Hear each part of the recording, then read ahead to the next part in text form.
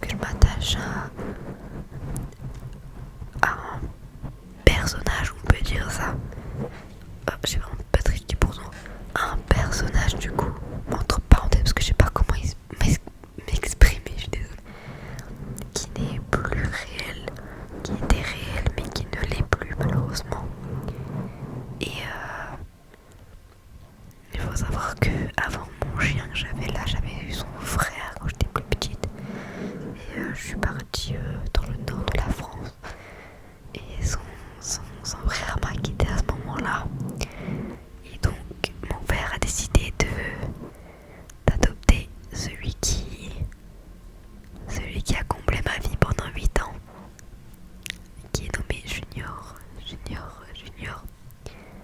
Donc mon père a ramené Junior à la maison et ça a été un peu comme un sauveur pour moi finalement, parce que je me faisais harceler, je rentrais, j'étais avec mon chien, je pleurais avec mon chien, je mangeais avec mon chien, je faisais tout avec lui. C'était vraiment l'amour de ma vie finalement. C'était mon meilleur ami, c'était mon fils, c'était ma moitié un peu. C'est bizarre, je parle quand même d'un chien, mais bon. Et il y a un an jour pour jour, une semaine avant le 21, je suis partie dans le nord un mercredi. Et une semaine après, le mercredi 21 décembre, mon chien Junior nous a quittés. Et c'est quand je suis partie dans le nord de la France aussi. Donc je sais pas si une malédiction autour du nord de la France, que Dieu me protège de tout ça. Mais ce qui m'a fait plus mal sur le coup, c'est pas forcément la mort de mon chien. Alors ça peut paraître très méchant dit comme ça, mais c'est que pour moi c'était pas réel. Mais c'est le fait d'avoir entendu celui que j'appelle l'homme de ma vie, donc mon papa, pleurer pour la première fois. Et je crois que ça m'a plus détruit sur le moment. Puis après, dès qu'il a raccroché, donc au bout de quoi, 1 minute, j'ai compris, j'ai réalisé, et c'est là que j'ai eu mal. Donc la dernière semaine que j'ai passée dans le nord, je l'ai assez mal vécu, parce que des fois j'oubliais. Puis le soir, arrivé toute seule, vous savez, vous pensez et tout.